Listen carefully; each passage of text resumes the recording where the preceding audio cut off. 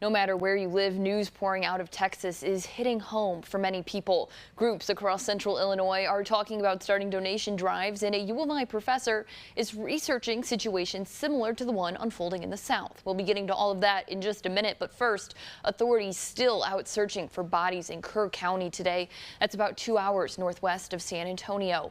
Officials say the devastating floodwaters have killed at least 90 people. That number only expected to rise. Others are still missing, and among them several young girls who were at a summer camp along the Guadalupe River. Now a race against time as search and rescue teams are trying to find them, and families are holding out hope. Meanwhile, President Trump has announced plans to visit Texas this week as response efforts continue, but he dodged questions on whether we will move forward with plans to defund FEMA, the agency currently activated in Texas to aid with search and rescue efforts. The Secretary of Homeland Security has also been on the ground, as well as Senator Ted Cruz. For the last several days, I've spoken to multiple parents, scared out of their mind. Do you know anything? Where is my daughter? Now, it's not the first time a natural disaster like this has hit Kerr County. In this month, back in 1987, powerful floodwaters left the area reeling as well. A different summer camp being hit along the Guadalupe River, leaving 10 teenagers dead and 33 others were rescued.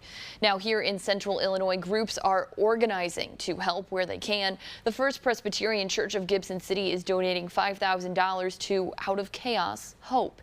It's an assistance program caring for communities experiencing catastrophic events.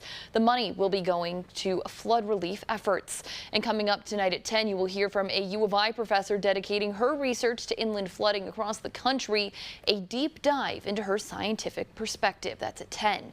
And before we get to that, let's bring in meteorologist Jacob Dickey. So Jacob, we've seen just how destructive these floodwaters were. How does this happen with such short notice? Yeah, well, anytime you have flooding, it's not often until the rain and storms form that you know exactly where it's going to happen. But the forecast called for some potential significant flooding, and a lot of that's because of the pattern that was in place here. We have to go a few days before. Back on June 30th, Tropical Storm Barry made landfall down in Mexico, and as that happened, it brought a surge of rich moisture on in. You'll notice there on the left side, those are the Sierra Madres there. That moisture can't cross that. Instead, it's got to race north, and it carries it north into Texas here, and that's what we in fact saw. That moisture surged north, interacted with a stalled out boundary and a low pressure system that was right over Texas Hill Country. And that's when you get that type of flooding there that we saw. Now, there's the death toll map. Of course, Kerr County is where the majority of the fatalities have been reported, but there were other areas that had fatalities from that flooding as well here.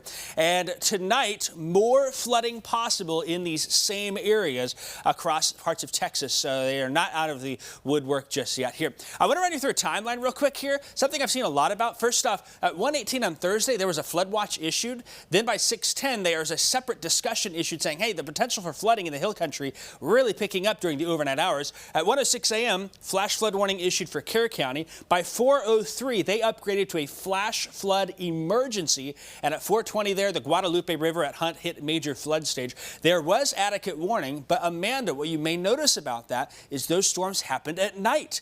People sleeping, unaware of the changing weather conditions, maybe not keeping up with the forecast. You try to sleep. That can lead to situations when weather conditions change, the heavy rain starts to fall, the flooding occurs. Folks may not have gotten that warning, unfortunately. Something that we always are encouraging folks to have a weather radio, consider weather call, have other ways to get weather alerts through your wireless emergency alerts and cell phone. You've got to stay weather aware because the weather does not care what time of day it happens. That, in fact, a big role in what happened in Texas Hill Country.